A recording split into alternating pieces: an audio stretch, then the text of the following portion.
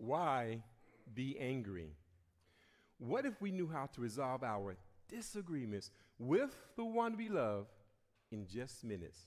No fuss, no drama. Could you imagine the possibilities? Would we all be happier? Would more couples stay together? Would the divorce rate drop? Could we decrease the number of kids growing up in single parent homes? Would that reduce teenage pregnancies and high school dropout rates? Could we cut back on teenage drug abuse, gang affiliation, incarceration, homelessness, maybe even the need of some social services for minors? If we are resolving our disagreements, no fuss, no drama, are the kids watching? Will they learn by example and carry this into their relationships on the playground and into adulthood? If everybody's going to be happy at home now, does that mean our managers and supervisors might come to work happier? Would our coworkers come in happier? Would we show up happier? What would that do for work morale and productivity in America and around the world? Why be angry? Over the last couple of years, I have traveled coast to coast, recording couples playing a simple game. What if I told you that I have recorded issues and disagreements that have lasted for longer than 10 years, 20 years, 40 years, even almost 60 years, being resolved on average in less than 26 minutes? No fuss, no drama. 26 minutes. Do you have 26 minutes to resolve yours? Why be angry? There are a few ground rules, but this is how it works. The couple will start by agreeing to focus on a single issue and reducing that issue into a simple yes or no question. Let's use the most common issue I have recorded. Should she initiate sex more often? Yes or no? He will start by writing down the details to support his yes, of course, position on this issue. While at the same time, she's writing down all the reasons and all the details to support her, oh no, position. Once all the details are on paper, now it's time to talk. Now, they've probably had a conversation about this before, maybe even several, but this time is different. Using the details they have just written, this time they will focus on this issue by focusing on the details of the issue, one detail at a time. She might start by reading to him one of her details, starting with her most important detail. Now, the next two steps, they are crucial. Having heard her most important detail, one, without debating, he will repeat back to her what he believes she means in his own words. Two, he will then ask, is that right?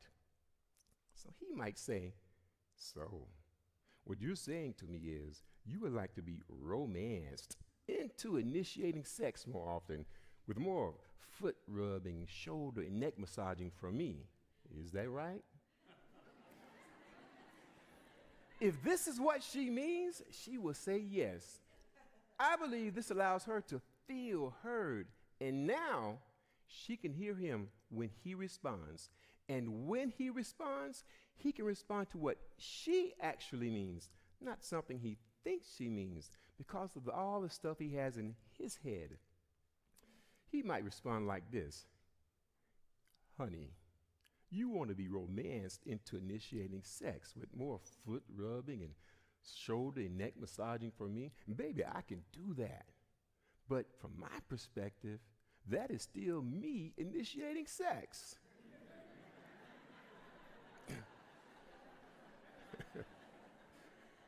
They will continue to focus on this detail and the remaining details, one detail at a time.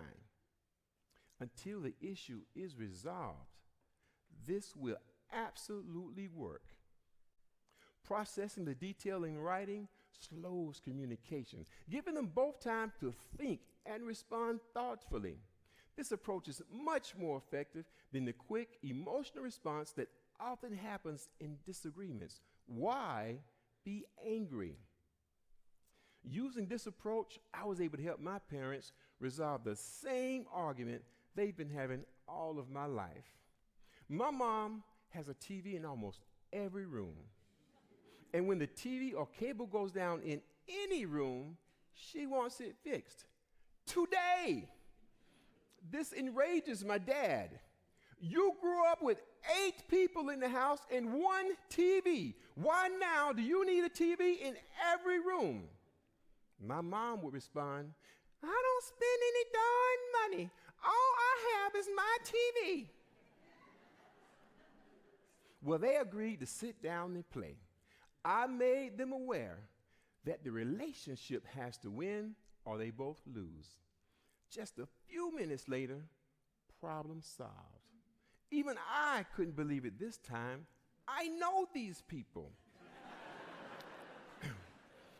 But as always, in amazement, I ask, why, after so many years, were you able to resolve this in just a few minutes? My mom says, well, we talked about it. But haven't you talked about it before? Mom says, no, we just argued about it.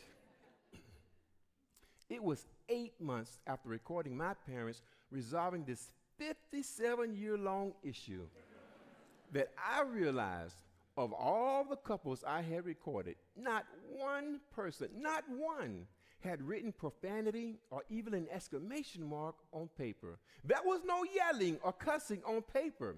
So my dad said, you grew up with 8 people in the house and 1 TV. Why now do you need a TV in every room?